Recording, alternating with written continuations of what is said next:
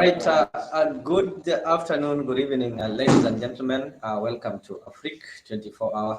Of course, this is our open political talk show. Welcome to today's show. Of course, today is being Monday, 29th April 2024. I'm glad that you've tuned in and you are watching Afrique 24 Hour TV. Of course, it is a mad day of disappointment, a tragedy, and a lot of disappointment. People have lost their lives, properties have been destroyed, and as a country, we are really not in a good state. We've lost people in hundreds, we've lost properties, and people have been displaced in thousands.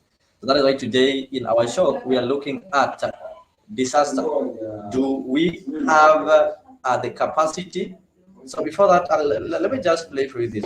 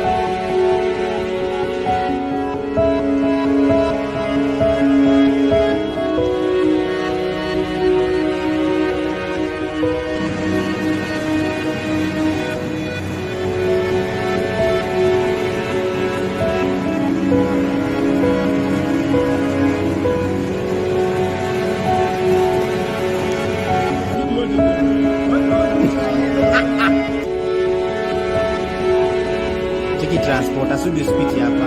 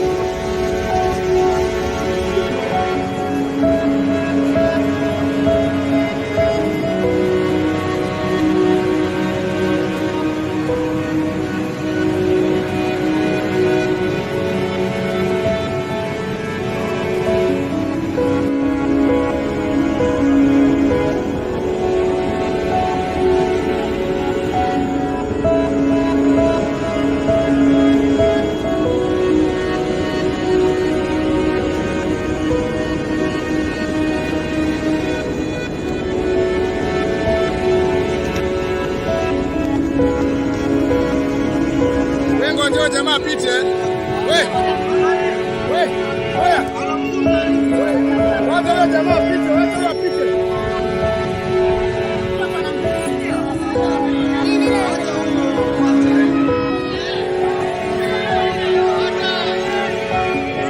Fuata hiyo.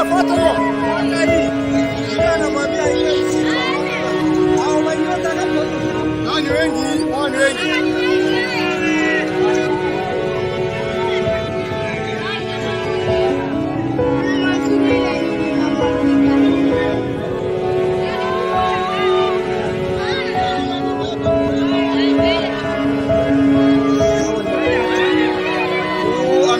Ameenda na mahali mbaya.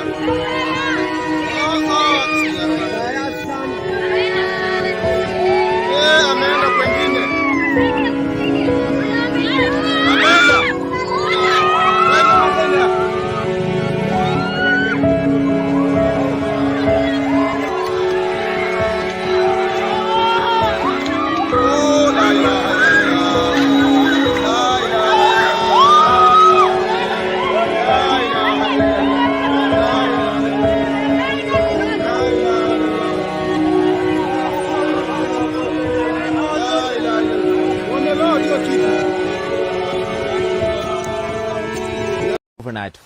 Overnight.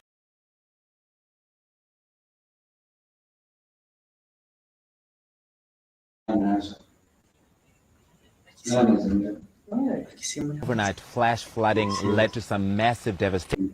Overnight flash flooding led to some massive devastation. So far, 71 people have died here, and they fear that more may still be buried under the rubble and the mud. So what we're seeing here are of course, if you don't subscribe and you're joining for the first time, I'll start by subscribing to our channel. I can see Boaz Otieno Guti saying that I am being for another Saturday. Some people still buried under here. So what they're trying to do is clear these trees that have gathered here. Some iron sheets, the roofing of what was definitely a house was blocked by that fence, and Larry, then we can proceed rocks from that were there. used in building the house to see if they can figure out what's happening under there. Is it just a phone that's on its own, or is there an owner of that phone that's still buried under here? And that is a search and rescue operation that's been happening throughout the day here in Mai Mahiu, just about an hour and a half northwest of Nairobi.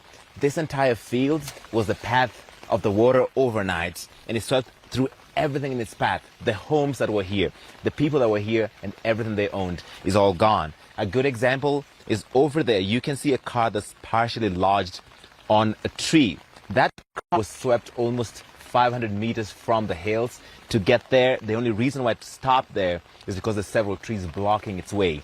But that's been the devastation been seen here in this Mai Mahiu is a town in Kenya's Rift Valley.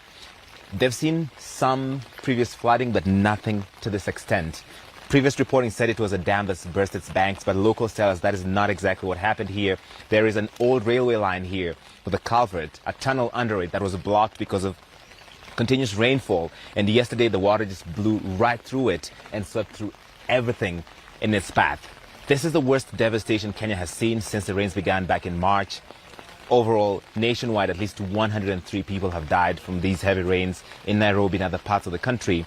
The government has had to postpone the reopening of schools nationwide for at least a week to avoid endangering the lives of learners. And there's been people in different parts of the country trying to cross some rivers, getting swept away, people being asked to move to higher ground. Some of the worst devastation is here in Kenya, but it's across the region. In Tanzania, like you mentioned, 155 people confirmed dead. It's a problem across the region that still the forecast says more rain is coming.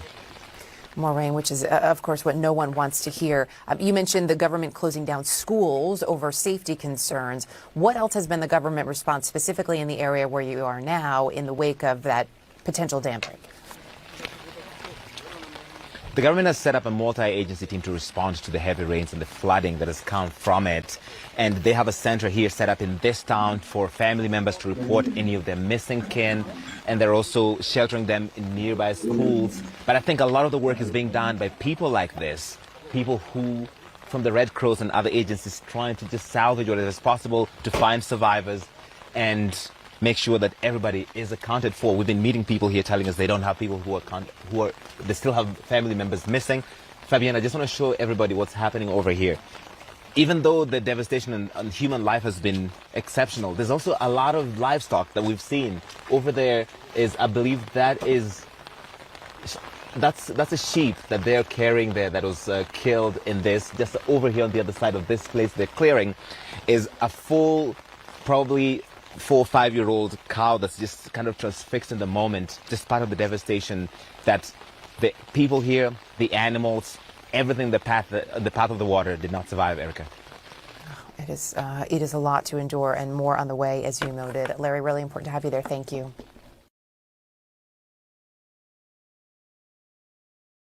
Thank you, ladies and gentlemen, for joining. And of course, if you are joining me for the first time, as I always remind you, that ensure that you subscribe to Afrique 24-hour TV. Once you subscribe, like the video and share with your friends and relatives. I can see Boaz Otieno is already present, Geoffrey Ruto and Goodyear. Goodyear, I just want to tell you that we woke up today with some of the saddest stories, something that has not happened since the rain started. And there is reported that there was a blocked tunnel under the old railway lines that created a lake. I think those people who did some geography talk of this kind of lakes that are called, I don't know, Oxbow Lake or something like that. So this tunnel is the one that eventually broke after days of build-up, and what happened yesterday night was really, really fatal. You saw how even animals died. The buses, people were using the Mai Mai road, and so far more than 100 bodies have been retrieved from the place. And maybe I just want to show you a certain image that I watched, and it was really sad how Kenyans are helpless. Some are even carrying bodies of their loved ones who've lost lives on their back. Just have a look at how this man was trying to carry the body of his loved one. I think this one seemed to be his son or something like that. Dead body is just comfortably carrying on his back. That is the situation that is there currently. Actually, it's sad. It's a sad day for Kenyans. The disaster has really hit us hard.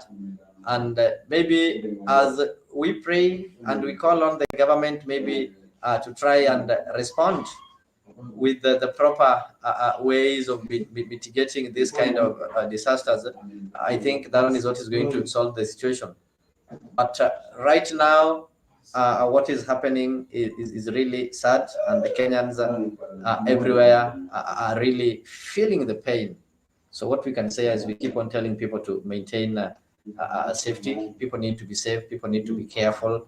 People need not to just cross watery roads anyhowly. If it is not necessary, you don't need to do it. You can wait until the rain stops. You can wait until the water dries. And we also have to thank the government or the Ministry of Education for seeing it wise to postpone the opening of the schools and postponing it for a week, waiting to see how the weather is going to behave. Geoffrey is saying that someone must have slept on the job. We've said common sense can save lives. When you see something, say something, report to the authorities. You never know, you may save life. Of course, maybe there's a kind of reverse. There's somebody who's been seeing it and people ignore. In Kenya, I want to say that people are just becoming irresponsible. Let me play these videos. I work on the background. There's some noise on the background. I'll just manage it. Just a minute.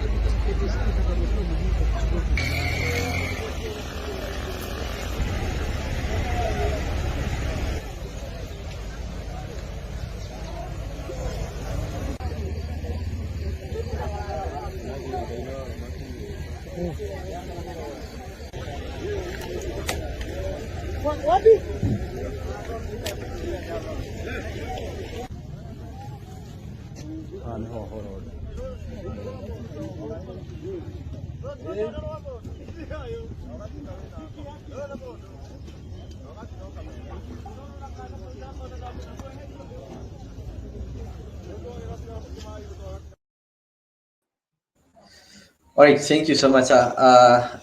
Ladies and gentlemen, just once again, the question that we're asking today as Afrique is disaster. Do we have the capability to manage disaster? Do we have the capability to mitigate the disaster? Do we have the capability even to prevent such things from happening? Somebody have talked of common sense and saving life. And there's somebody who maybe saw this thing earlier. There's somebody who saw the risk but did not do something to prevent it. Yes, the disaster has happened. What is the response system that has been put in place to ensure that those people who've not lost their lives are saved? How do we ensure that we save lives in such a situation? So these are the questions that we are asking. And in today's conversation, we just want to look at how these disasters have been responded to, and maybe how they ought to have been responded to better. I'm glad that I'm joined by Kevin Wasonga.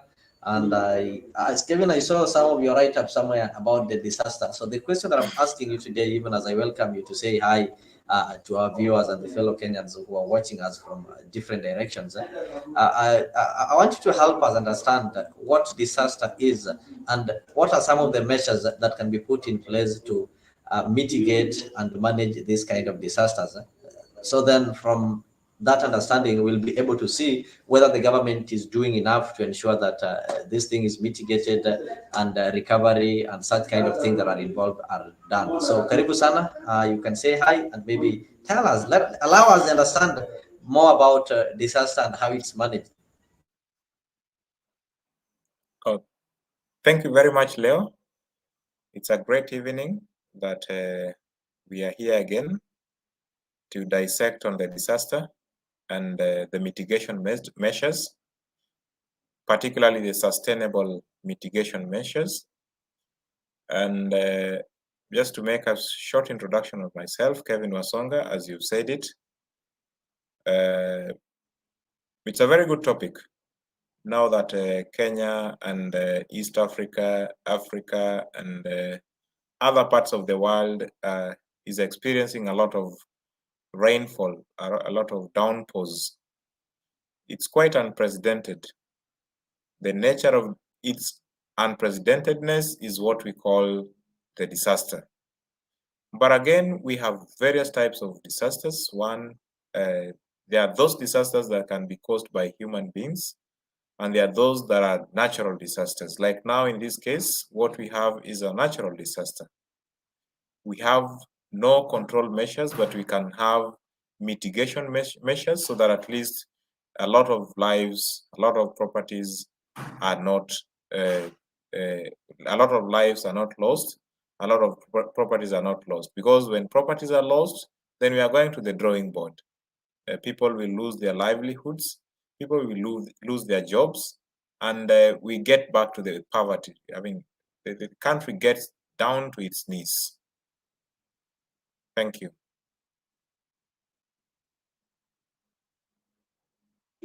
Thank you so much, Wasonga, for saying that. Of course, you'll remember that it is not the first time that a country like Kenya is being hit by such kind of disasters.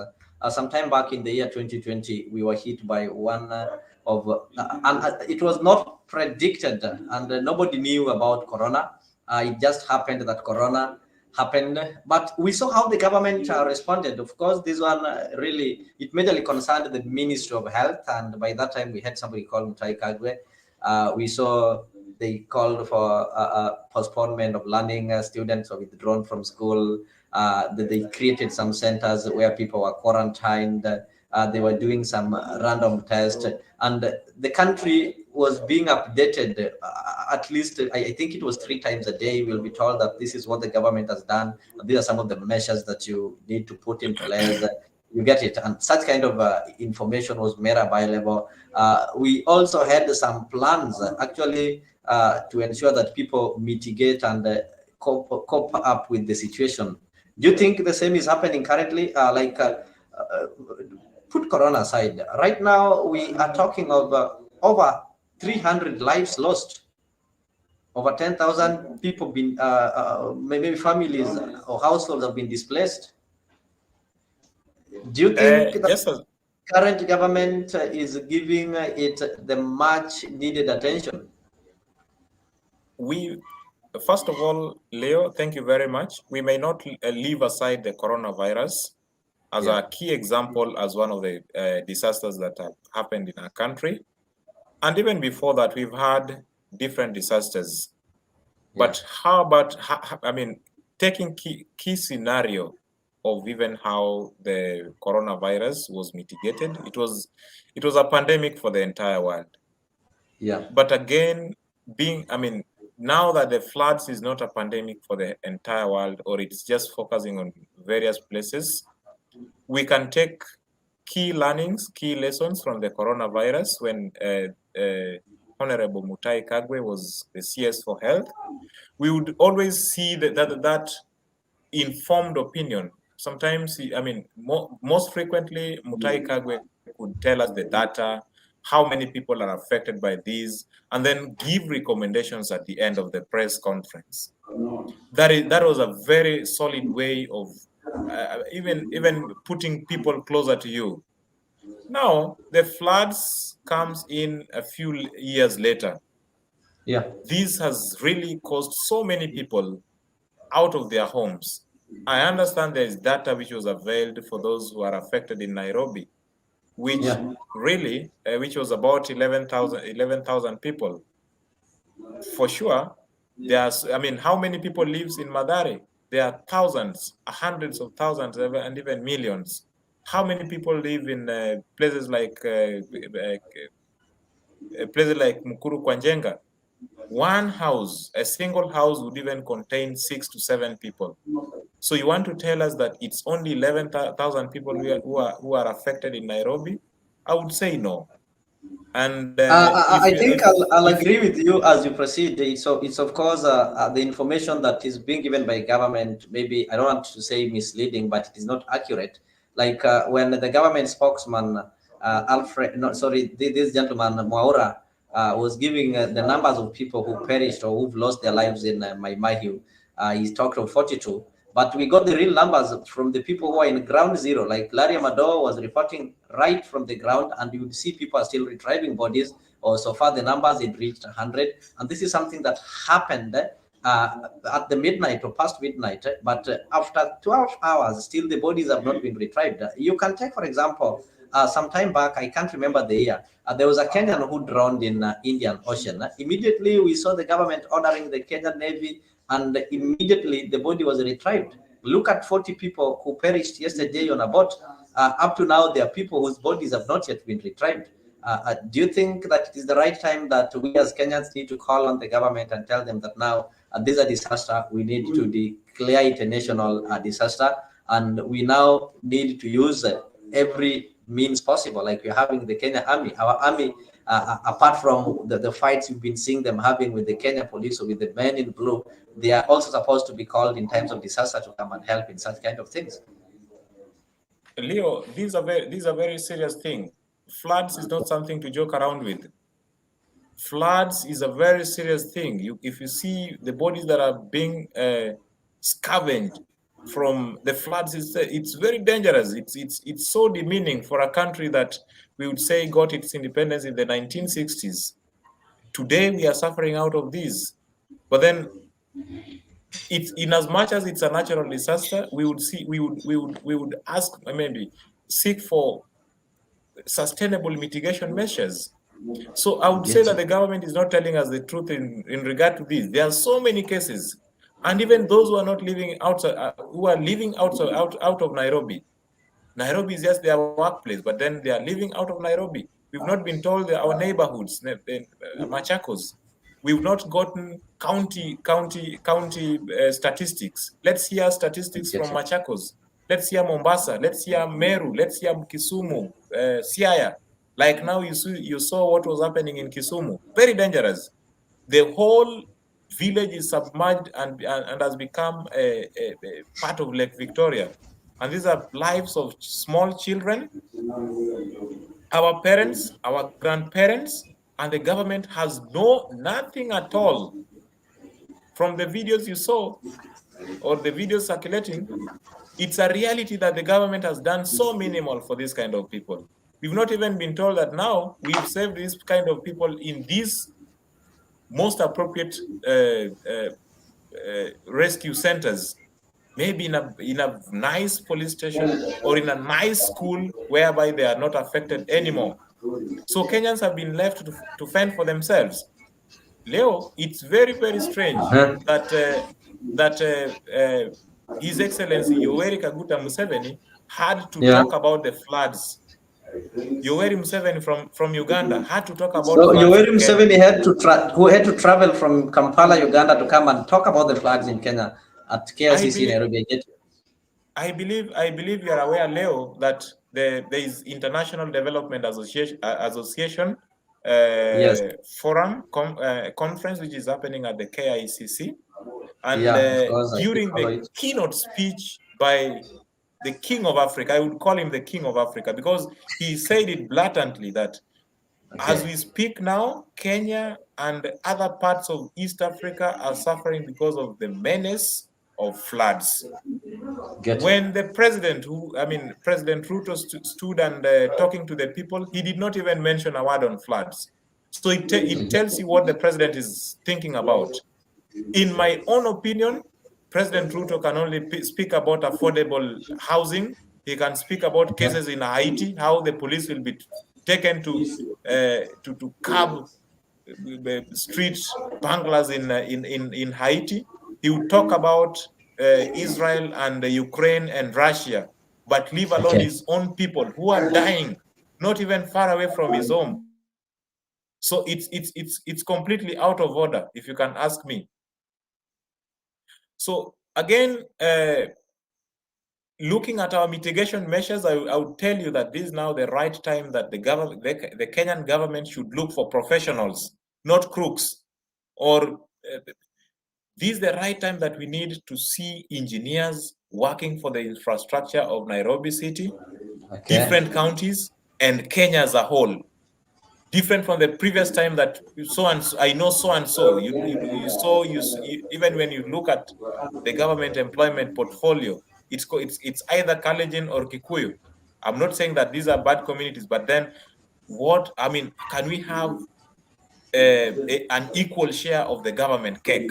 That's what we want, and that is what is now causing us a lot alone. That kind of attitude, we don't want it in any good governance system. Thank you. I get you. Thank you so much. Of course, I'm also joined by Kenya Revolutionary. Kenya Revolutionary, karibu sana. I think you did watch the videos of what is happening in your motherland, Kenya. And of course, I even saw your place, Kisumu. I understand you come from Kisumu County, a place called Kabonyo Kanyagwal. This is a place that was visited, I think it was famously visited by the president and the PS interior to launch a certain project. I'll go and confirm if the project he did in process. But what we saw is the place is really flooded. We saw some disturbing images from Homa Bay, but the worst of it is what happened in Maimahiu.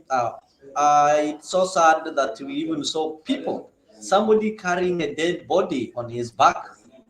To me, the person was proudly carrying the body, but to me, I take it as like the citizens are so helpless in that wameachwa kivyao. They carry their own dead at the back, like carrying a sack like this, taking home. When did we reach at this point? Before I go through the comments there, Kenya Revolutionary, let me give you this opportunity to tell me your feeling and if you think that the government is ready to deal with the disaster, if we are having a capacity to do that. Yeah, Leo, can you hear me? I can hear you well and clear. Some few months ago, we were told that there was money disbursed to several counties, one of them being Nairobi, because they were expecting some heavy rains and floods. Do you remember that? Of course, that is true, we were told. And apart from that, remember we have something called Disaster Management Fund. And the Disaster Management Fund, according to what was proposed in that, is that the initial capital for the fund is 3 billion shillings that is appropriated by Parliament in every financial year. I think the first one was done in 2022-2023. And this fund is amount that is normally used for the disaster mitigation and the preparedness. A part of it is also used in like 55% should be used in disaster response. Like right now, we did not mitigate, we did not get prepared. If we did not get prepared, then we have some money. More than half of these 3 billion should be used to disaster response, and 25% of it should be used for disaster recovery, and some, I think 3% should be used for as administration cost. So we are not seeing anything sort of that, Kenya Revolutionary. So on these counties that got this money and also national government, Leo, the first natural disaster in Kenya is this administration. That's the natural disaster. The biggest natural disaster is this administration. Okay? Okay. Then the counties are also the second natural disaster. Number one, I was looking at some pictures, some videos. I know somebody's talking there. Somebody's talking. Okay, let me mute. Yeah. Anyway, I was saying this. I could see videos of. Can you hear me? It's okay. It's okay, Kenya Okay. Revolution. Go ahead. Yeah, I was just saying that I could see videos of people still driving buses and lorries in rivers that are, flowing dangerously. If I was a governor or I was, governor of a county, certain county, the number one thing is give an order, emergency, declare emergency, okay, state of emergency, and tell people not to go get out of there to, except the people who are doing the rescue work. Because I don't know if it was Konapunda or whatever the place is, where these young folks were. Yeah, that was Konapunda in Garissa, right? Yeah, not only that, there were several places where people just wanadandia pick up. Yeah, it's severally, even the one that you saw that happened in Makueni, several roads you've seen people are just hanging carelessly on these lorries and pickups. I mean, Kenyans, don't we learn? Exactly. So you see, that's why I'm saying if you're a governor, you unatoa a state of emergency and tell people nobody should be allowed outside. Hakuna transportation, nobody should move until the roads are declared to be safe. That's just one measure that you can do. There's several things to avoid these unnecessary deaths. Okay. Now, hiyo pesa ambao walipewa na national government, or it's usually budgeted, I believe, every financial year. It's budgeted every financial year with the question that Kenyans should be asking. The years that we've not been having disaster, this money should be accumulating. So we cannot say that the funds are not enough. If you did not use this last year, it means that the money that was supposed to be used last year should accumulate. So this year we should be having more in the kitty than it was last year. Absolutely. And the emergency response team, and I don't want to say that because maybe I'm not on the ground. Sijui kama watu walikuwa wamejitokeza. No, I want you to say that because I played here video, a Kenyan, somebody like you, carrying the body of his son. Yes, I saw on that. his back like a sack. That one is enough to tell you that there is no emergency response team. The only people on the ground are the Kenya Red Cross, and the Kenya Red Cross are also overwhelmed. They are all over the country. Don't we have emergency response team in these counties? This thing happened between the border of that place. We expected Nairobi, Kiambu, and Nakuru counties. So these counties are next to Mai. Don't we have emergency response teams in these three counties? Yes. So what happened to our NYS, which is just there at Gilgil? I think there's a company. What happened to our NYS? What happened to our army? Exactly. So you see, Leo, you're asking the right questions, and that's where we need to look at. And so it is not just enough to point at the national government. We should also look at these counties and ask these questions. And actually, people should be penalized. In fact, this is criminal negligence. People should be fined and jailed, and they should be removed from public office, whether it's the governor or whoever. Somebody has to be held responsible.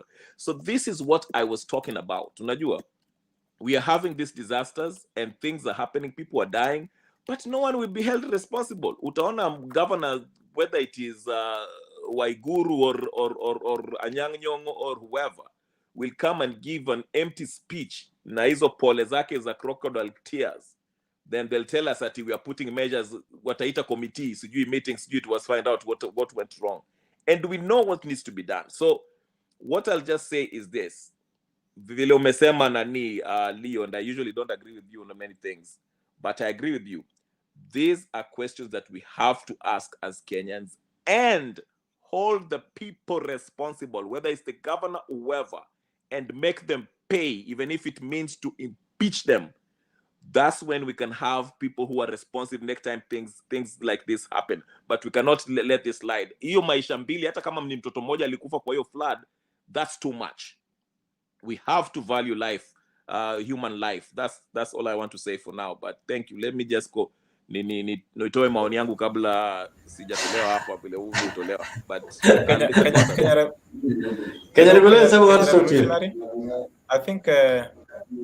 I think you've read my mind. My line of thought was directly towards what you are talking about, very solidly. We had Solai Dam previously, and you had the coin stories about it. People died out of this. People went to courts, but we've never had anybody get compensated on the same. These are Kenyan lives whom you say you are the government, you take taxes. These are people, whether it's an uncle, whether it's a nephew, whether it's a father, they pay taxes as normal human beings in Kenya, living under the land in the Republic of Kenya. And when disasters come, you run into your houses and you don't want to care about them. Where are these leaders now? It happened during the COVID, it's happening again. So do we want a state whereby when there's happiness or when they want votes, they get out and ask us for their votes? When there's a problem or a challenge, the leaders disappear completely. You've not seen Anyang' Nyong'o, walking out and talking about what is happening in his county. So many people have been affected. The schools cannot open because, the whole school is submerged into water. The other time we had a debate here, and I told the team here blatantly that there is no need of the Ministry of Education agitating or forcing students to go back to school. It's not appropriate. Schools are not well prepared. There is heavy rains, the bridges. I myself contributed in rebuilding a temporary bridge in my village, something that should be done by the government. So it shows you clearly how incompetent this government is, how incompetent those who are in the government are, whether it's from the lower cadres to the higher cadres. There's nothing else they are doing apart from taking their salaries every month and seeking for more salary. Now, the crucial sectors have been left out. Look, it's during the floods period, typhoids would probably come in. We may preempt such kind of factors because what comes next after the disasters? Typhoids would be there as one of the diseases. But we have hospitals well equipped with the medicine, equipped with medical equipments. Do we have doctors in the hospitals? We don't have them. So we are living in a state whereby you are forced to pay taxes, but the taxes are not used appropriately. This is the time we want taxes to be used, but then no one is able to come in front and tell us that now these are the funds that we have and these are how we want to use them. The other time they coined it emergency fund. So then what happened with the emergency fund? We hear Kisumu has taken bit of country resources. CIA is complaining. Different countries are complaining. So it's a country of get few leaders, let them squander the money, let them disappear. We wait for 2027, they come back with the money. Again, they work for some period of time, we wait for 2032. Tano Tena, the story of Tano Tena. But then within the Tano Tena, when people fall into problems, no one is there to support you. It's you and your brother and whoever is next to you, but you will never see the leaders next to you. I saw the leaders there. Look at what I saw the deputy president went to the scene in Mai Mahiu. The crocodile tears, as you say it, gumboots and all that. But then what did he do? He seemingly went for a tour to see how people are suffering. But what was the assistance he gave? I saw the people helping your friend or your family member helping a family member, but not a government response team helping the people. A few Red Cross officers were there. But then can we even have the data, the real data of how many people are passed on? How many people are still stuck? How many people are lost? I mean, whose whereabouts cannot be mentioned? Those are the kind of things that we want to hear. And in as much as you give us the data, can we get the fact that now this family was affected and we've supported them in this and this manner? We want you see the other countries like Somalia, when they had problems in 1992 and 1993, most of them were evacuated, supported. Counselors were there ready to support them. How about Kenya? If you are a Muslim, read your Quran. If you are a Christian, read your Bible. Bas, nothing else. No government is there to support you. Can I ask a question? And this can be to anyone. All right, let me just ask a question. I think you'll get a response. I also welcome Rage and Kimanzi on the show, and everybody who's joining us on the comment section. Kindly, guys, I know people are joining me from different platforms. The ones who are watching me through or from Mtembei TV, and they've not subscribed to Afrik, ensure that even as you watch me through Mtembei TV, you are subscribed to Afrik, so that whenever we go live, you get notified. Sometimes we might not be live in Mtembei TV, and you'll be missing a lot. So ensure you subscribe to Afrik 24. So, Revolutionary, you can ask a question. Then I'll take this opportunity to welcome Rage to this show. Okay, and he might answer the question, or anyone who can Exactly. the next speaker. Okay, the question is this: for everyone here, whichever county you're from, is there going to be? Are you going to have an opportunity where we as wananchi, whether it's a forum open inaitwaje, not bunge la wananchi, but let me say public participation, where the citizens ask questions? What happened? What was the government's response?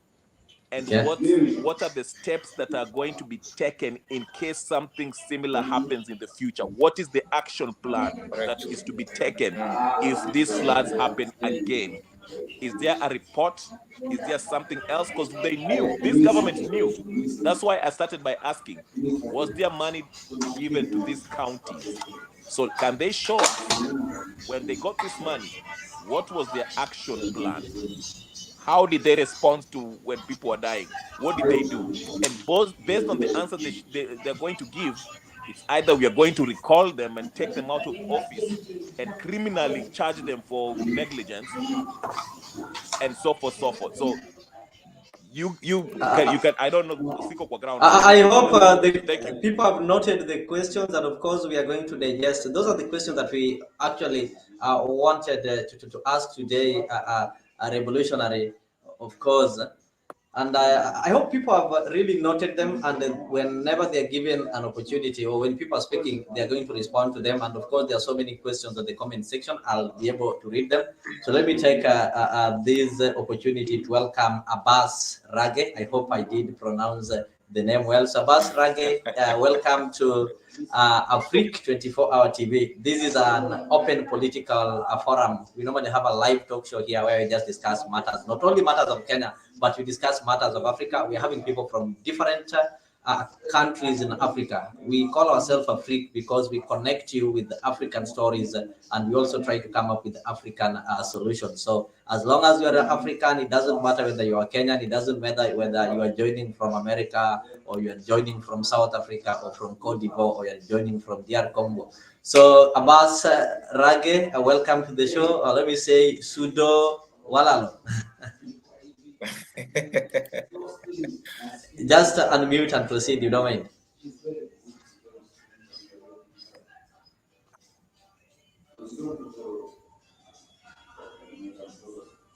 Yeah, I think maybe he has a problem with the audio. What you can do, you can just, there is a certain that the microphone, just press on the microphone, then you'll unmute, and you'll be ready to speak. So as I even give you time to do that, let me go through some of the comments. But once you're ready, you can just I'll be able to know. Leo, are you talking to me? I'm talking to Abbas. I'll come to you. I'll come to you. Of course, I've seen you. You're brightly seated at the corner there. I've seen you. I'll come to you, Timazi. No, your public face here. I start. When you prepare the meal, you start serving the visitors before you serve wenyeji.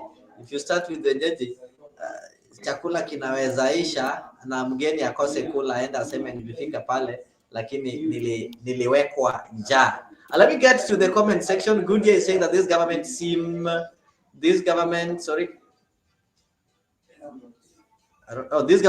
to compromise the number of people affected. We should have boots on the ground to give us true story. That is true, and of course they already got challenged. We had people like Larry Mado representing CNN on the ground. We also have nowadays in this era, if something happens even before it reaches the mainstream media, somebody somewhere have taken photos and such kind of things that it has already been shared. TRM is saying that why didn't Raila and Uhuru's government prepare so that when we have disasters, it is easy to deal with it? Why are you blaming it on this government when the floods just happened? I know members, you're going to respond to this, but I just want to give I just want to build on that response, that governments are never people's property, and somebody who is in power at that time should always be responsible for anything that happened at that time. That is why when people retire, they don't retire with the staffs, they don't retire with government resources, but they leave them. The only thing that we normally have are the laws. And of course, if you look at our constitution, as I told you earlier, we have something called Disaster Management Fund, and this one is enshrined in our constitution, and it has got a capital of 3 billion that is appropriated by Parliament in every financial year. The first one was done in 2022-2023 financial year. I think you know who was in government. This is a bill that was prepared in response to Corona. After we had Corona, the government realized that we did not have enough preparations or plans to deal with such disasters, and they came up with that kind of bill. It was approved by the President, Uhuru Kenyatta, and the first budget was allocated in 2022-2023, 3 billion. And this money, 50% of it should be used for response. About 15% should be used for preparation, mitigation. That is why before this, when immediately you had the meteorological department announce that we are going to have El Nino, you had each and every county government was tasked to tell Kenyans, what have you prepared? At that point, there are some people who are laughing. Sakaja said that Nairobi County has bought some boats. So it only came to become so embarrassing that the boats that were bought were nowhere to be seen. When people were finally drowning, they were nowhere to be seen. So TRM, I think that one gives you some clue before maybe somebody else would respond to it. Boniface, you're having some greetings from Goodyear, and he's asking what is the government doing now to save the people and to do respectful recoveries. You'll realize that on the ground, even what the boat that capsized in Turkana at the junction of Punda there, some of the people have not been retrieved, they've not been recovered. Geoffrey Ruto, Karibu Sana, is saying Kagwe relied mostly on the guidelines from the US Center for Disease Control and Prevention. He did not invent his own ideas. I think there's nothing wrong with that. You don't need to invent ideas as long as the guidelines that you rely on are going to give solution. People are good to go. The flash floods have exposed the government. These MPs are looking after themselves, but I've forgotten the victims of floods. Yes, might NADCO or something like that, like sharing power or their salaries, they would have intervened a special sitting. That one has not happened, and your gaze is as good as mine. Bonfas, Karibu, you can say hi. Mark yourself safe. Some people are asking because you're in Nairobi, we don't know if maybe where you're seated, you are having some water under, you know, we are only seeing your chest. We don't know if you are talking to us and you're drowning. So mark yourself safe, then proceed. Asante, Leo. I want to say thank you, Afrique 24, for this opportunity. We always get time to discuss and also share a lot of things when it comes to our country and also the whole continent of Africa. You know, this is Afrique 24. We focus with everything that entails politics and also human interest things. You know, we have problems, but today we are focusing with the disaster. We have a lot of things that have been destroyed, properties, and also people who have lost life because of disaster. We know that this is rain, and personally, I will never complain about rain because from where I come from, we have been suffering from hot sun. You know, rains are very scarce, but nowadays, for the last 3 seasons, I would say 5 seasons, You have been experiencing a lot of rains, and I will never complain about rains. The best thing to do is whenever you see that there is a danger, you just escape. Just keep away from those running waters because they can still kill you very easy. And this is a disaster, and this one is nature. You know, nature is irreversible. So what I can say is that people should just take care and try to know that season change and climate also change. Those who went to secondary school, they know what climate change means. So it's like we have climate change. And when we have climate change, then we need to adapt to climate change and we move on because life has to move on. This is a disaster, and according to our country, I think we are not prepared for this disaster because the last time I heard this kind of things, that was 1997 when I was in class 5, and I saw a lot of rains that time, and I was very shocked because the kind of rains I'm seeing now are the rains I saw in the year 1997. And I think Leo and Wesonga, you are not born, but that is the time when we had a lot of rains, and we are experiencing them right now. So what I can say is that Kenyans need to take a lot of care when it comes to these rains. Personally, I was in Nairobi today, and I saw people struggling to cross the rivers. People are struggling to even move because of waters. And I've seen a video circulating whereby earlier in the evening in Kasarani, there were some people there who were swept by water. I don't know what are people thinking when they cross water. You don't need to move to the next to the other side so that you can stay. You can still borrow someone so that you can sleep there or you can have a night there because water is something that you should not joke with. Personally, I'm in Nairobi, but where I am, I'm very safe, and God is good, and the people should never complain about rains, but they should take care when it comes to this rain. You know, some people today, we had a tragedy in Maimayu, but what we say is that may those who lost their lives rest in peace, and may those who lost their beloved one, God comfort them. Thank you, Mr. Leo. All right, thank you so much, Boniface, for that kind of presentation. I don't know if Abbas is at a position to speak. Abbas, if you can be able to unmute, that would be okay. And maybe as a disclaimer Yes. on his behalf, all right, thank you. he has just texted me that he has problem with his speakers. He's one of my colleagues around. That's great. That's great. Sabas, as I just say, Sundo, Karibu, and always I feel welcome. This is home. This is your home. Whenever you feel like talking matters of Africa, and of course, we do comparisons. I know on the other side, the challenges that you people are facing in the city of Aden are similar to the challenges that Boniface and the rest are facing in Nairobi. Like right now, I know what happened when you're talking of floods in Nairobi and floods in Kenya. In the other end, we are also having floods. Recently, even last year, we had similar case in Lasanod. We had similar case if you go to places like Johar, Balad. So right now, I know it's raining almost everywhere, and such kind of responses. So maybe same for you guys on the other end. We have so many governmental organizations that will always ensure that they give a quick response. But here in Kenya, people majorly depend on the government to give such a response. So Wasanga, there's a question that somebody asked. I don't know how you're going to respond to this. Kenya Revolutionary asked that question on the money that have been allocated and the governors or the county governments. Do you think that these people are responsible enough? Why are they not telling us what they've done or the preparations that they have in place? Of course, it is so sad that you've seen all this that are happening. You've not seen the marshals from the Nairobi County government. You've not seen the marshals from Kisumu County government. What you've seen there are people helping themselves. It is you, your brother, your sister, and your relative and well-wishers going on the rescue time. And the only organized organization that we've seen there is Red Cross. So where are the county governments? I think you've answered your own question. you've asked me a question, and again you've sliced it and answered part of it. The county government has not spoken about this, which is quite devastating.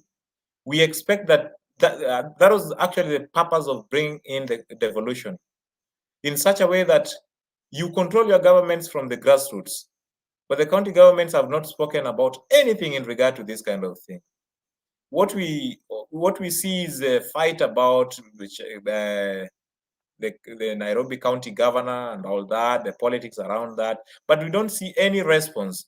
I expected that when I started, I expected by saying that I expected Professor Anyang' Nyong'o, the governor for Kisumu, just to say a word, and the politicians around that place to say a word about those who've lost their home. I mean, those whose homes have been destroyed because of the overflow of Lake Victoria, to say a word about the lives that have been lost in this process. Different countries have been have had the tragedy. What do they talk about? I mean, what do they say about it? What we see in Kenya is politicians eat its own people. People are trying to save themselves.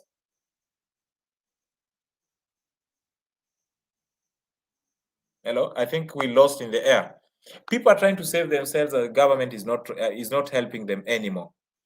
And whether we have money in the county governments, I don't know when the county governments will ever have money to showcase to the people that now we have enough. This is the money. We've never had that time. Always what we hear is that we don't have money, we've not paid salaries. Okay?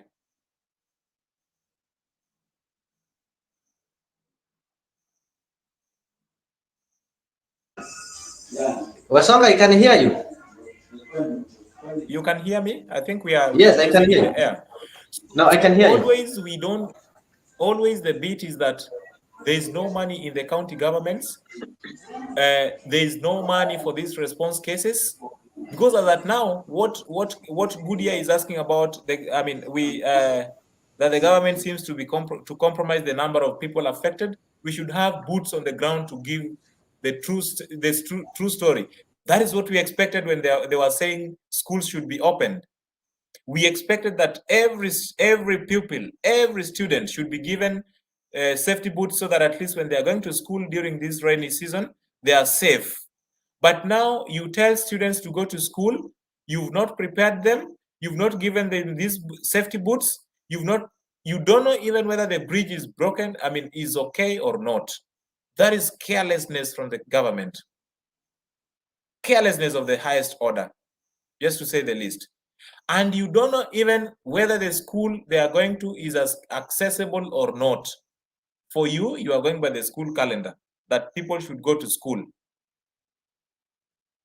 Quite simple.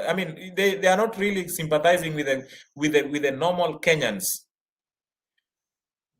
Our expectation from the government was that now that it's the rainy season, let's even waiver. Let's have a waiver for all the rents in Nairobi.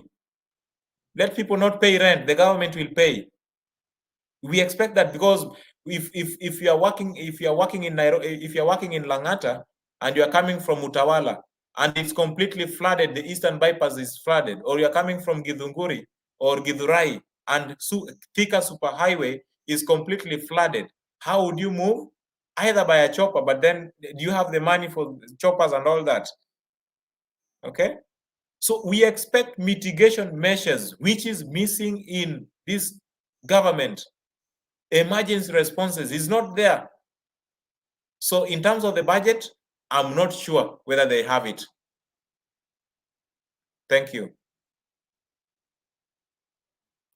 Thank you so much. I just want to show you when the deputy president visited by Mahiu. I just want to show you, take it there so that you can be able to see it. Tuko na kila mtu hapa anajaribu kuokoa maisha na kujaribu kusaidia, na nafikiri tutasaidiana. Kwa hivyo tumekuja pia kuleta usaidizi kwa ile primary school. Watu wale wako katika area ambaye tunaona tunaweza kuwa na shida watasonga hapo. tumekuja na mattresses karibu 1000, tumekuja na blanketi, tumekuja na chakula, na tutaendelea kuleta chakula zaidi, tutaendelea kusaidia mpaka tuone ya kwamba hatupotezi maisha na tumelinda watu wetu, tukifikiria tutafanya namna gani. Na hili shida limekuja ni ile inaitwa natural calamity. Sio serikali imesababisha, sio chief, sio wewe. Hii ni mambo ya Mwenyezi Mungu. Sisi tuliomba Mungu atusaidie mvua ya kuzalisha chakula, na tunaendelea kuomba Mwenyezi Mungu atusaidie mvua nzuri ile ya kuzalisha chakula. Tunamuomba hii mvua ya kuua watu wetu, ya kubeba watu wetu, ya kusafirisha watu wetu. Tunaomba Mwenyezi Mungu atuondolee, atupatie mvua nzuri.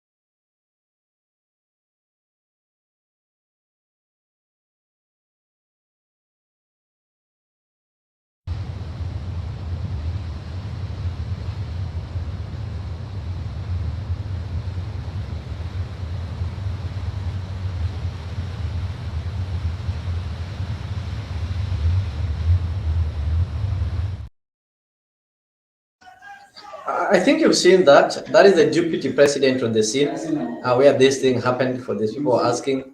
And you don't even go to school. I don't know, Ramesh, you're saying that Kwani safety boots for rain. I'm not getting sense. So that's the deputy president who've gone to the scene. I don't know, Boniface, what do you take of that? You've seen the deputy president visiting the scene, and he is on high-end vehicles. He's addressing them on top of the car. Is he feeling what the guys are feeling over there? Thank you, Leo. First, I would say thank you to Deputy President, because he went there to comfort with people who lost their lives. And again, his presence there was a sign of was a good sign to the people of Kenya, and also that one was a good image to him and also the Ruto's government, because as we saw, actually very early in the morning, I woke up very early in the morning, and that was the first thing I saw in the internet, that some people have been affected by the landslide. And landslide is one of the bad things that should ever happen in someone's life, because I've seen people giving witness of what happened. So that was a bad incident for the country, and also people lost their lives. You know, you could I had some people witness who were there, victims, giving their opinions of what happens, and I was very shocked, because someone was sleeping, and just when you're sleeping, you just hear something that is coming like water. You don't know, even the dam has burst into different streams that are coming on the way, and you are there sleeping. Then you find that the water is in your house. That is a big shock. And one of the girls said that she was sleeping, and when she was sleeping, she had something like water coming inside the house. When she woke up, the house was full of water. She had to climb of the at the top of the roof, and inside the house, he was with the father. The father tried to escape through the window, but the brother did not escape. The water carried him, and that one was very bad story, very sad.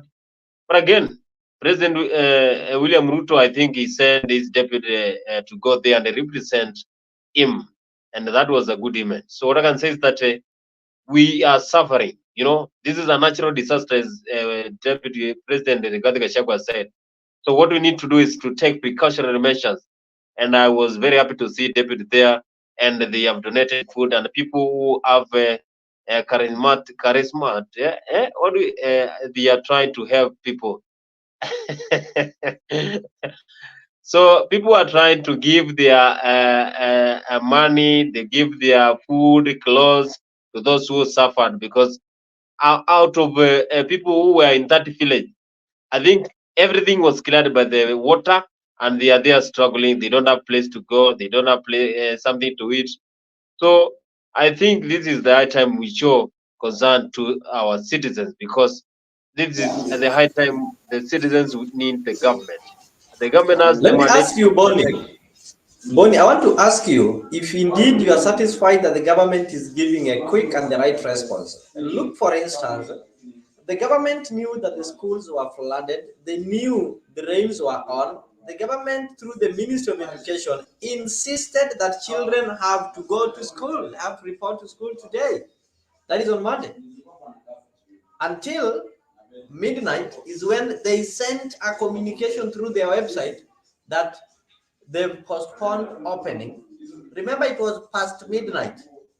You know, there are students who stay in Nairobi, but they learn in their rurals, like as far as Western. They travel overnight so that in the morning they're in school. So many parents had already booked maybe buses, and their children already traveled. They knew that the moment they are going to see their children back, maybe during midterm, which is after 3 or some months. So they only gave them some bus fare for going to school. They didn't plan for them to come back. Some of these kids don't have phones, so they are supposed to reach to school and maybe get the teachers and such kind of things. In the midnight, communication is made that there is no school. Parents woke up. There are some, they don't have smartphones. Some don't even listen to radio. They don't watch television. They are going to school. Don't you see this is a lot of confusion and unpreparedness and lack of planning? You know, Mr. Lee, what I was talking about is the landslide that happened in my Mayu. I have not even gone to education sector. I was trying to explain So that how is why people in I my get Mayu. you. No, why are you trying to interject me? I was saying people in my Mayu were affected, and personally, I have seen videos circulating in the social media, and I was so shocked, and I'm very sad, and I'm very woo. You know, in our language we say woo, because how did this happen? You know, this one is unexpectedly. You sleep well, but when you woke up in the middle of water. So that is what I was explaining. But what I can say is that people are suffering. The government now needs to show concern, show love to the people, show support, because those people are homeless. They don't have anything to eat, wear. They don't have place to stay.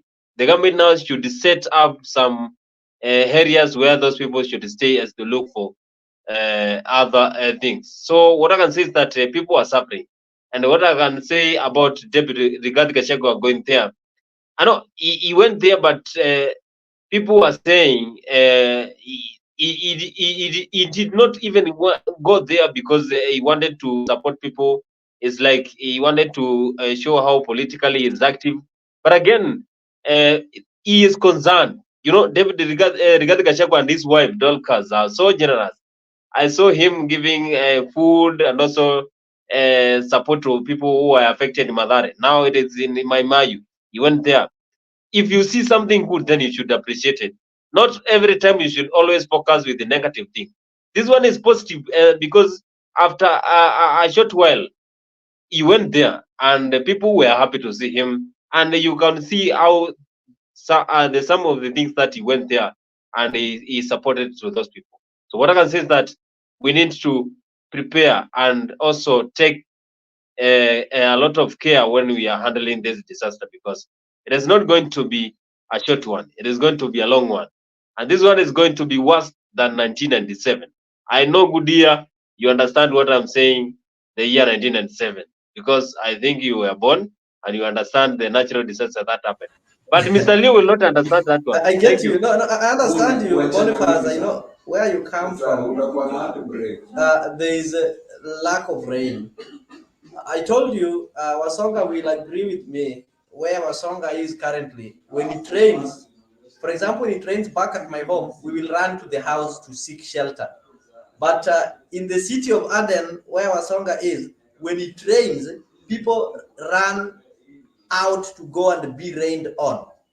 You get it? The place is so hot that when it rains, instead of getting inside the house to seek shelter, you come out of the room to go and be rained on to cool your temperatures. So that's the kind of feeling that you're having. Agudia is also telling you that if we all had the soft approach you have towards the government, Kenya will not exist. That is true. The kind of the government that we have is not a government that needs people who massage it and tell them that, you see, kadadi, kamama, and such kind of soft words. We have a government that is so ruthless, and it takes a ruthless citizen so that the government can. So, Mr. Leo, I want to ask you: is the I government? just want to read for you something that you also said. You were talking of being all the things in 1997. I don't think anybody needs to go to classroom to understand that I'm older than you, or the 1997 is used to you, but you can proceed.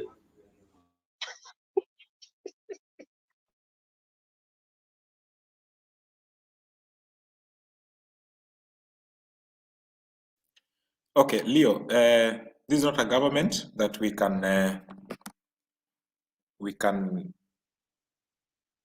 joke around with in terms of when we are seeking for services. I disagree with Kimanzi that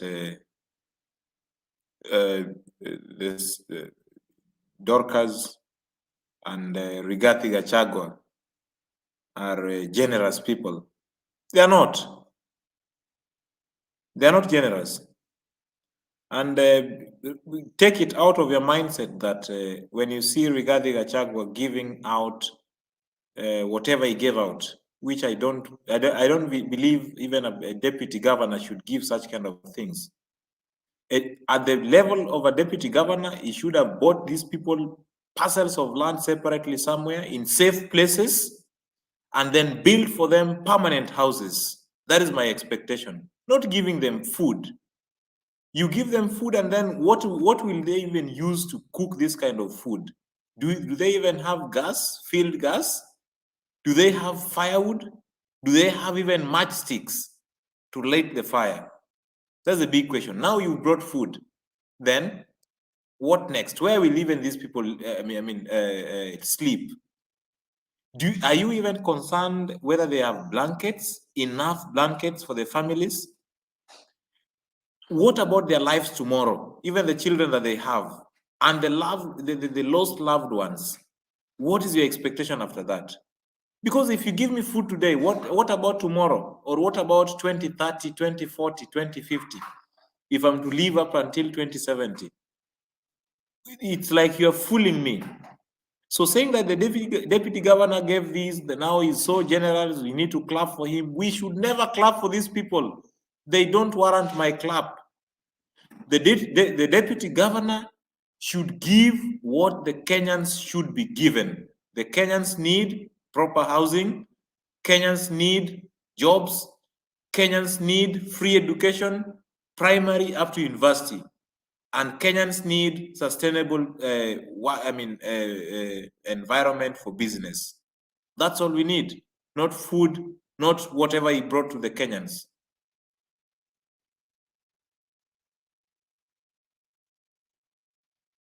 Let me just play this image. I know we are almost winding up. I know today is Monday.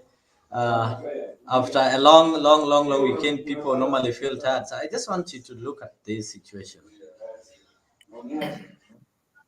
Overnight flash flooding led to some massive devastation. So far, 71 people have died here, and they fear that more may still be buried under the rubble and the mud. So what we're seeing here are first responders from the Kenya Red Cross.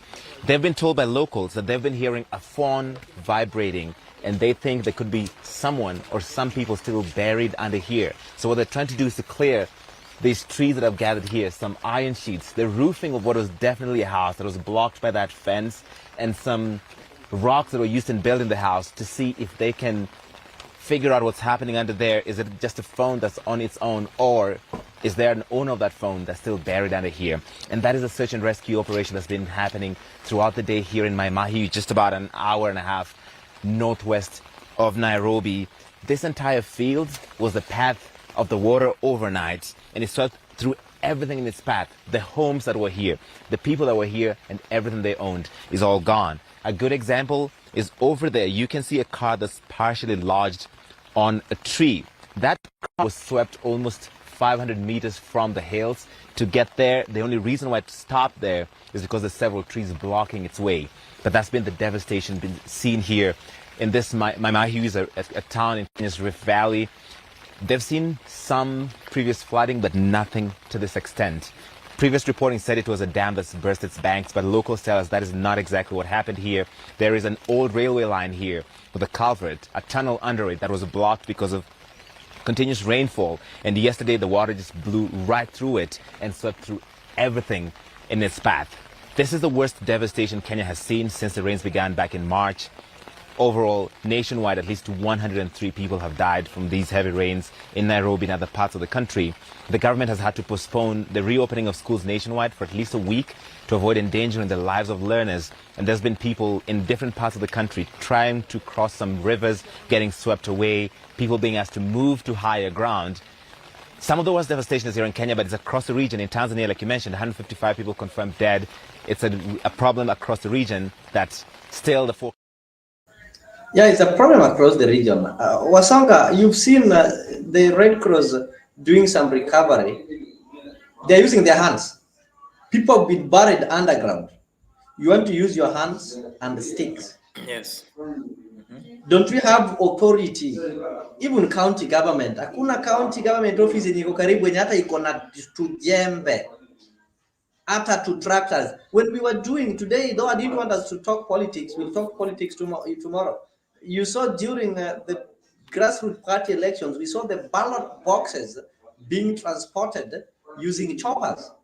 But now, people are buried underground. It takes them over 20 hours to retrieve bodies, not because they cannot be able to be retrieved, but simply because they don't have the right tools to do that. What does that one imply? I agree that payment of taxes is very important for every government to run, but payment of taxes should also be equivalent to quality government services offered to the people. So at times when you pay taxes from your salaries or from your businesses, and then you get poor services from the government, you feel very sad. It happens in other countries like Canada, where there is high taxation, even in UK, high taxation, but there is quality government services. It's okay. But in the Kenyan system, whereby an individual pays taxes, from your salary, you pay as you earn. From the bread that you buy from the shop, you pay 16% VAT. And then it comes to the disaster time, you are left with your relative, with your brother, with your sister to take care of you. It's very sad. And then they come to the ground, they appear to be very happy with, they appear to be condoling with you, but instead they are trying to build their names politically. They come with a few items like soap, unga, and a few items that doesn't even cost 1,000 Kenyan shillings. Or just to be seen in the camera that a deputy president came to Maimahiu and he announced on a rooftop, on a car top, on a car rooftop, that he's giving this and this, and now we are with you as the government and all that. That's not enough. It's not even next to half of what, or even quarter to what we expect. That is completely null. It's completely zero. To me, it's nothing.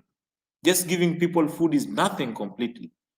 My expectation, I repeat it, my expectation from the Kenyan government, the red spot areas, the Maimahiu, the Kano Plains, why can't the government buy these people lands in safe areas, relocate them, build them government facilities, hospitals, well equipped with hospitals, well equipped with schools, marketplaces, and all that.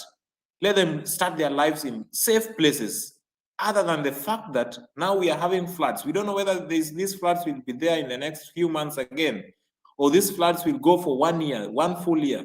Do you still expect these people to be in the same places? That is not something that we should look into. And then looking at the Red Cross, it clearly tells you how donor fatigue has affected Kenya and the corruption cases. I've been in the NGO for some time, and I would tell you that some of these NGOs are there's that donor fatigue. The funds are not coming as they were before, and they're really struggling with it. This has really been caused by the bad governance system. When a government is not doing well, what do you expect from external donors? What do you expect from other people who are helping you? People are coming to your home to help you, but you are unable to govern your home. They will run away and leave you there. So that is what is happening in the Kenyan state. They are using their hands. There's no gloves. They are at risk completely. Health hazards is there. So you are looking for somebody who is maybe stuck in a pool of garbage, and you're using your own hands. Look at the hazards, the health hazards that you are causing to yourself. It's quite huge.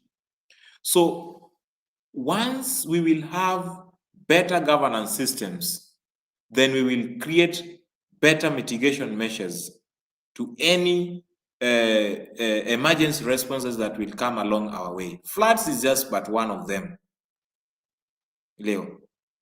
There are so many emergencies.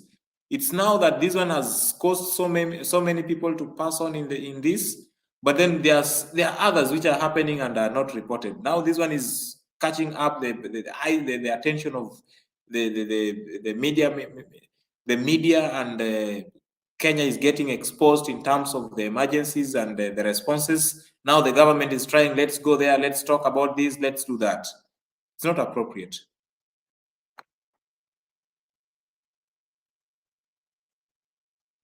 Back to you, Lego. I think it is high time that maybe we need to call on government so that they can declare this one a national disaster. They can deploy our army. We have NYS.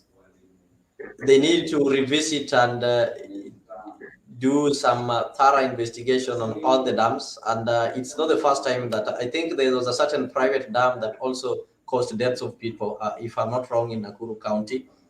So it is not the first time that this kind of tragedy is happening. But the problem is that as Kenyans, do we always learn after these disasters? So we need to take, first of all, personal responsibility, but the government also need to play its role. We as Kenyans pay taxes. And when we pay taxes, we need services that are equivalent to the amount of taxes that we pay. So there's no need of increasing taxes when we don't see the value of the little that we pay. Countries like America pay taxes. They pay more than us, but they get value for their taxes. So in that end, you don't feel. But in Kenya, we pay taxes, but even the fire services, fire extinguishing services, you cannot be able to get. You still have to pay for it, and we pay it in taxes. The markets are dirty. The drainage cannot be drainage system cannot be done well. We're having so many youths who are unemployed. Why can't they get engaged? Why can't we say that for a moment, let us stop the affordable housing and concentrate in unclogging our drainage system and concentrate in preparing our bridges? You've seen how the roads have been torn apart. Why don't the Kenya National Highways Authority concentrate on that? And it is sad that this one happens at the moment when the doctors are also on strike. And you know, when floods come, they come with diseases, the waterborne diseases. Right now, we are talking of floods. I'm telling you, in 2-3 days, those people who stay in Mathare, the waters will be done. They are going to start suffering of malaria. They're going to experience bilharzia. They're going to experience cholera. And people are going to lose lives simply because of that. The Ministry of Health is right there. What are they doing? Which kind of preparations are they making to ensure that those people who are in these waterlogged areas, they will not get these waterborne diseases? What are they doing to ensure that our doctors are back to the hospitals to go and take care of people who are being affected by these floods? So these are the questions that we need to ask the government. And we don't need to approach the government with some soft gloves or with some baby gloves, because we pay taxes. Right now, the elected leaders are mum. Nobody is talking about it. They choose to concentrate on some other things that are not as urgent as now. But the big question, even as we wind up this show, Wasonga, that I want us to ask, yes. Leo, before you get into the next part, you see, the first lady and the president are saying, the other time the first lady was saying, we prayed for the rain and the rain came. Yes. We want to hear the same statement from the first lady, that now we prayed for that the rain doesn't and the floods stopped. Exactly. Yeah. If you pray, it's better to pray for something that doesn't cause this. But now I don't know what these prayers is all about. For those who believe in prayers and whatever religion that you believe in, I believe in a prayer that improves people's lives. Yeah. You, as you pray again, you support them. No, because it's not only prayer only. The same prayer that brought rain should be the same prayer that will have to stop the floods. I don't think most of the time we normally keep to say that, you see, God wished so. I don't think God would wish such a tragedy. I don't think God will wish us to have such kind of a tragedy. But apart from that, talking of, you want to see the First Lady bringing in the prayers to end the floods. This is the moment that we want to feel the mother love. We want to see what is the First Lady saying concerning this. What is the father of the nation, the president, saying concerning this? I gave you a case study in 2020. Right. We would see some updates frequently. Of course, some of them weren't as far as hourly updates, but people got updated on what is happening. Right now, we are not seeing.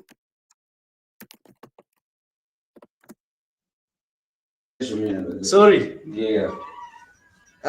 Boniface, I think I can give it to you. If you don't mind, you can proceed. And of course, I say today, we can try to wind it up today. I don't want to do politics.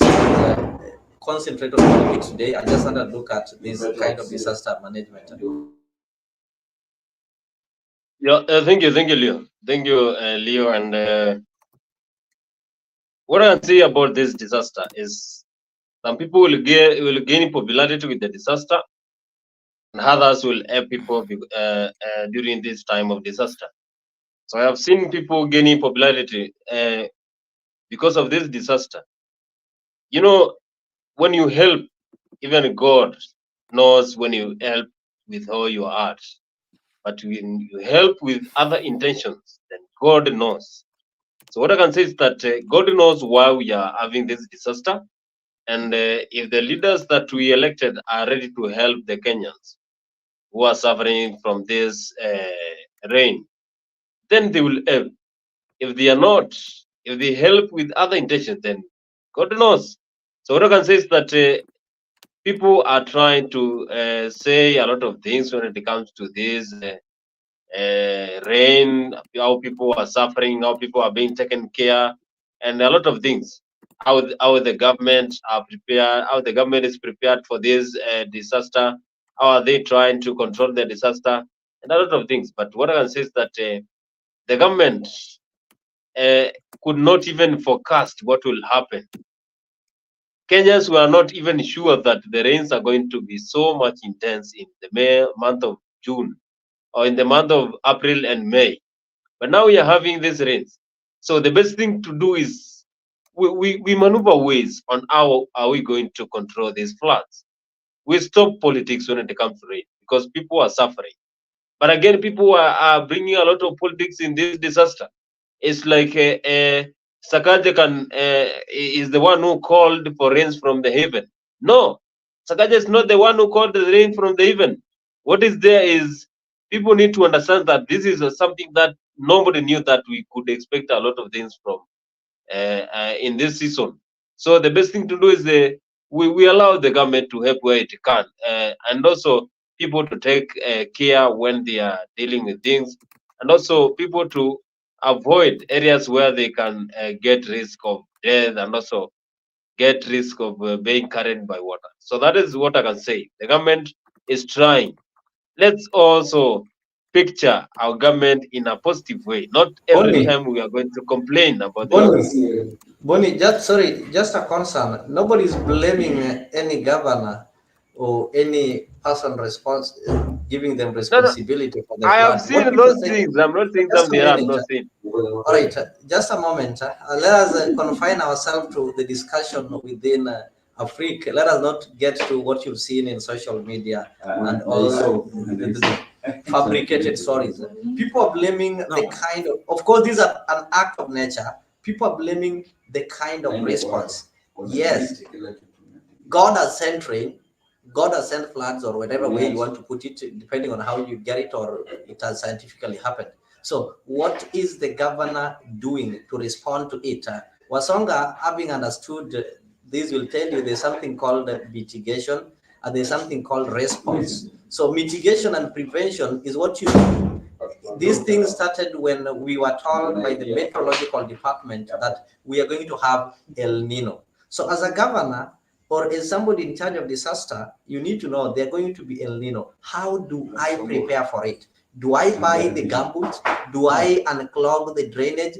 Do I buy the boats? Do I tell people that this place is a low area, can you vacate and go to highest points?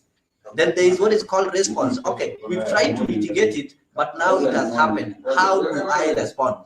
Do I wait for 4 hours? Is when I go there and shout on rooftops? Do I go? You saw what was happening in Nairobi. They were using that crane. They're trying to remove water. Yeah, like you're using a spoon. I think that is what we are talking of. Are you getting sense in that, Bonnie? You see, Leo, discussing about floods, I feel very sad discussing this particular topic in terms of its magnitude and how what Kenyans have really gone through. These are families, a family, a mother and a father, and probably 2 or 3 children, and they have been swept by floods, or maybe they have managed to vacate the house and go on top of the roof, trying to escape. Number one thing, there is the psychosocial effect on this family, from the top to the bottom, to the young ones, from the parents to the children. The government so far have not even seen any psychosocial center that now this is a counseling center for the affected victims. From wherever you are. If you are in Nairobi, this is the center. And how to reach the center, we will pick you and you will be dropped back. Nothing. And this is the generation that you want to live and then become the future leaders. What do you expect from them? Number one, they would probably get highly into drugs and substance abuse, because based on what he saw in the year 2024 April, the El Nino episode 2 would not leave him to be alone as an individual. If he's to go to school, he will keep on reminding himself or herself of a situation or of a scenario whereby the father had to leave the house, leave everything, and then run and get into another place with no mattress, with no food, with no television. Life has completely changed. This person is affected mentally. Such kind of things we are not seeing. But what we are seeing is a deputy president coming to showcase how he has come to help with very few or minimal support. Not to the stature of a deputy governor, not to the stature of a deputy president of the Republic of Kenya, not even a ward manager or a member of county assembly. So then that tells you how Kenyans or Kenyan government is full of paperwork, but with very minimal application or minimal execution of what is in the papers. I would tell you for a fact that our neighboring countries could easily get very good work plans from Kenya, well drafted, and go and implement in their countries and become better than Kenya. Because the government, the so-called government professionals are very good, paperwork, very good, but implementation next to zero. That's what we see. So if these kind of things change, the attitude, the mindset, because it starts even in a family, the behavior of a child will be determined by the behavior of the father and the mother. Now the father and the mother in this case is the President William Samoei Ruto and the Deputy Governor Rigathi Gachagua. In as much as my brother Kimanzi, you are saying we should not blame the government, always government. Who can we blame? Should we blame the president of Ethiopia or of Uganda or of Tanzania? We have to blame those who contested for the presidency in the Republic of Kenya, and whatever way they got into that office, whether it was whatever it is, they are now the president representatives of the Kenyan government. They are the ones that we need to question, and they are the ones we are telling straight in the eyes that look into the needs of Kenyans, help them. It's now a disaster. It's a natural disaster. No one planned for it, whether it's the government or the people themselves. But now what relies with you? Create funds. If this funds is not there, you can even reallocate. There's in budgetary, you have budget reallocation. Reallocate funds. Now the students are not going to school. Reallocate the funds that were supposed to be used for that 1 week, and say these are these funds I'm collecting from all the schools all over Kenya, and what it will be used for is to help the people who are affected by the floods, and involve the people. Don't do it like you are now the government, now everything, you are the bunch. Involve the people in doing this kind of development agendas. I tell you, I'm a community development worker, and when you don't involve the people in what you are trying to do to them, of course, you will not get results. So the Deputy President, thank you very much, but what you did is very little. It's next to zero. Pull up your socks. Give us more.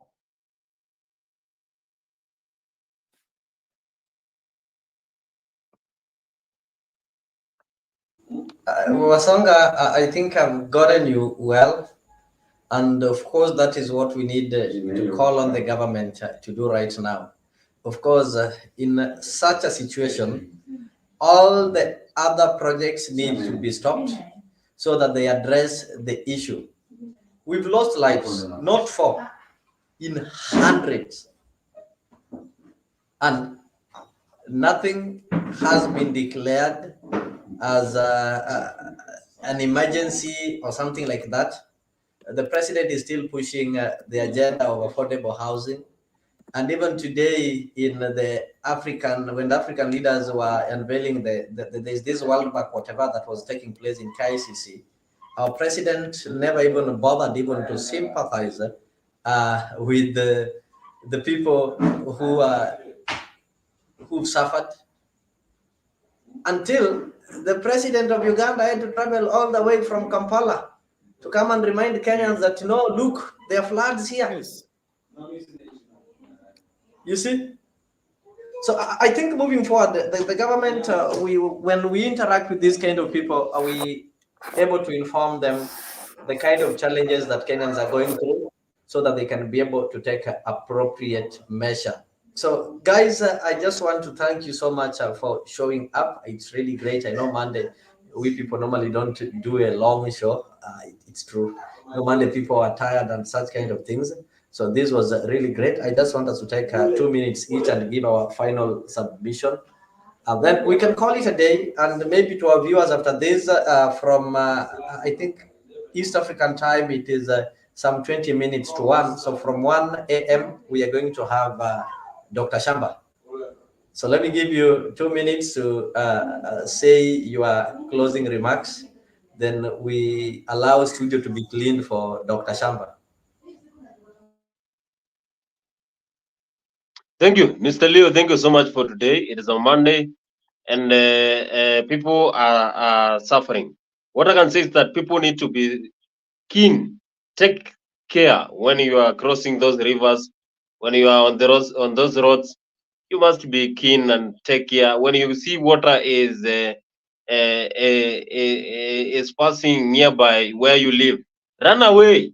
It will not harm you to run away from those waters, because when you see danger, then you run. Then people will rescue you. But when you stay there, then the water will just come for you. So people should take care when they are handling this disaster. And without forgetting, I want to remind you, Leo, that one of the best strikers in the Europe, that is Robert Lewandowski, has scored an hat-trick when they were playing against Valencia, where Barcelona won for 2. Lewandowski scoring hat-trick. And Leo, without forgetting again, I want to remind you that Manchester City is going to win Premier League in favor of Joseph Pep Guardiola, because Arsenal cannot win this league. Thank you so much, and we meet here same time, same place tomorrow. Thank you, Kelvin, for today. Thank you so much, Boniface. Thank you so much. Kelvin, maybe you are parting shot. Huh? Thank you. Thank you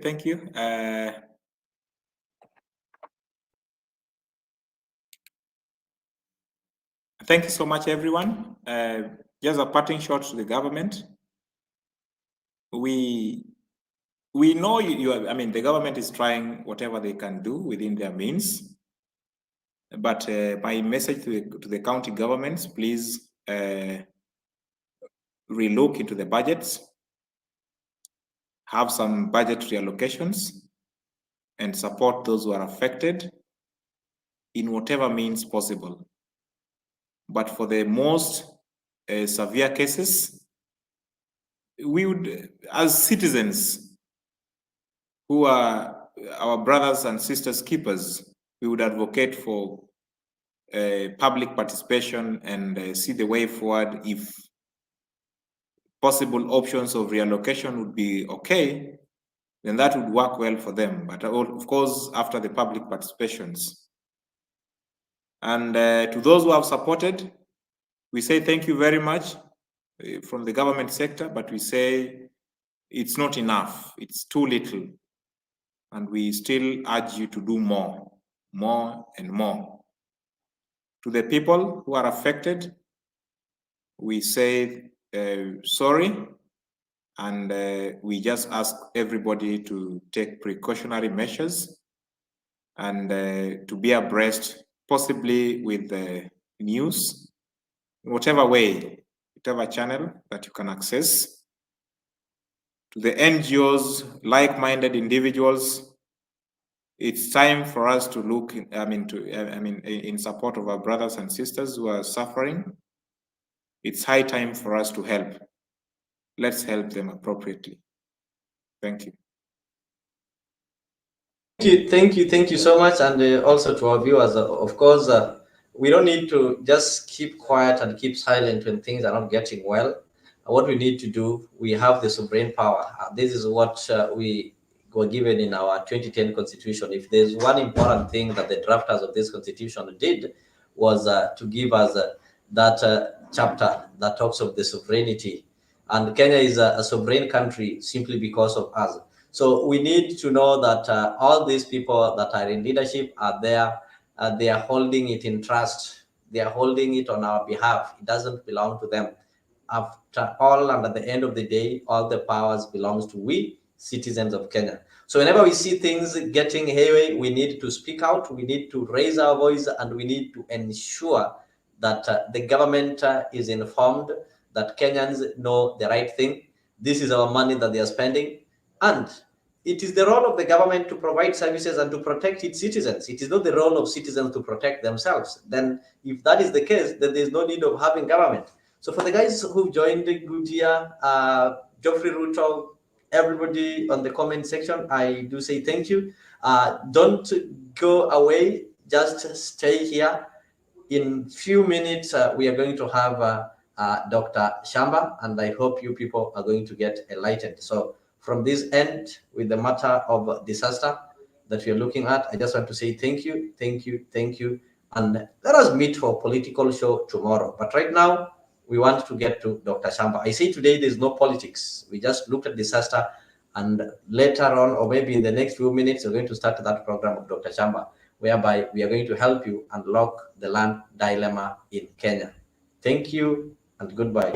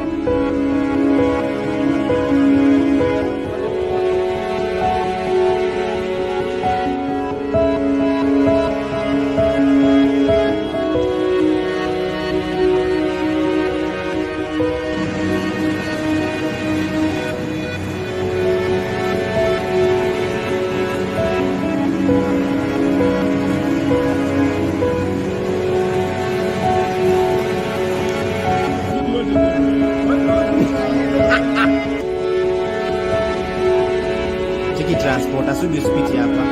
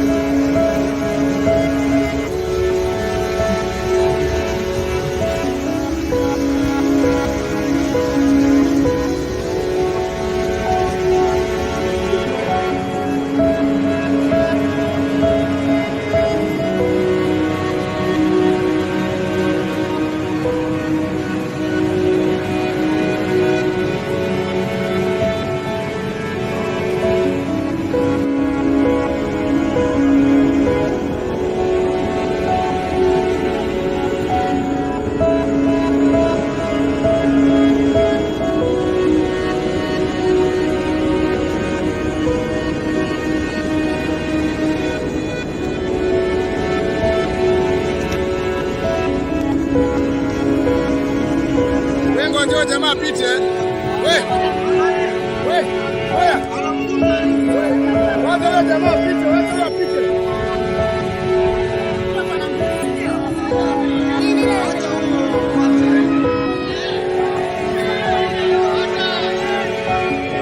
Fuata hiyo. Anamwambia yeye. Hao ni wengi.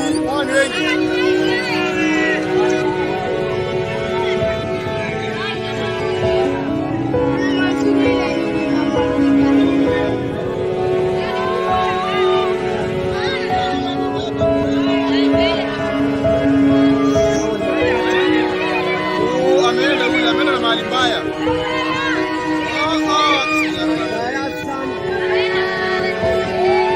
Ameenda kwengine.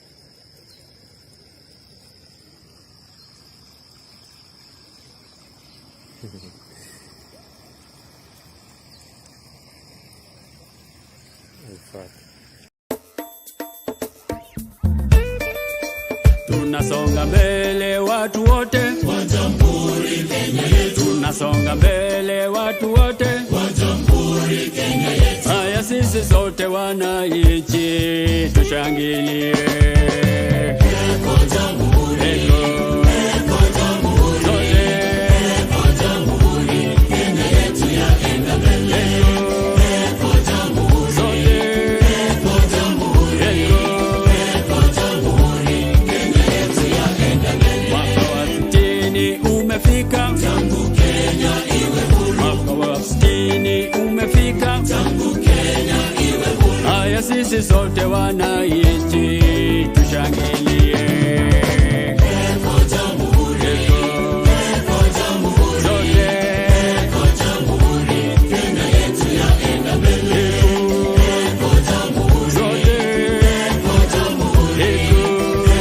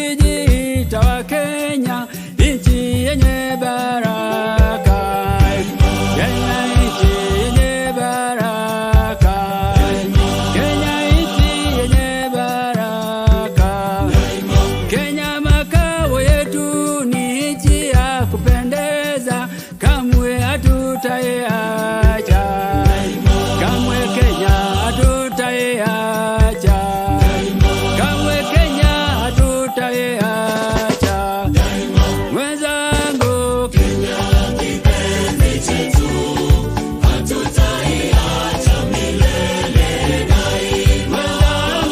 Kenya kipenzi chetu hatutaiacha milele daima. Kenya kipenzi chetu, nchi yenye upendo, hatutaacha Kenya daima na milele. Kenya kipenzi chetu hatutaiacha milele daima. Kenya kipenzi chetu hatutaiacha milele daima. Tumeapa sote wananchi wa Kenya kutumikia Kenya daima na milele. Kenya kipenzi chetu hatutaiacha milele daima. Kenya kipenzi chetu hatutaiacha. But what political leader can stand up and say, my party is a party of principles? But the party of Kennedy is also the party of Eastland. The party of Jarvis is also the party of Goldwater. Where is our party? Where is the political party that will make it unnecessary to march on Washington? Where is the political party that will make it unnecessary to march in the streets of Birmingham? Where is the political party that will protect the citizen of Albany, Georgia? Do you know that in Albany, Georgia, 9 of our leaders have been indicted, not by the Dixiecrats, but by the federal government for peaceful protests? But what did the federal government do when Albany Deputy Sheriff beat Attorney C.B. King and left him half dead? What did the federal government do when local police officials kicked and assaulted the pregnant wife of Slater King and she lost her baby? Those who have said be patient and wait, we must say that we cannot be patient. We do not want our freedom gradually, but we want to be free now.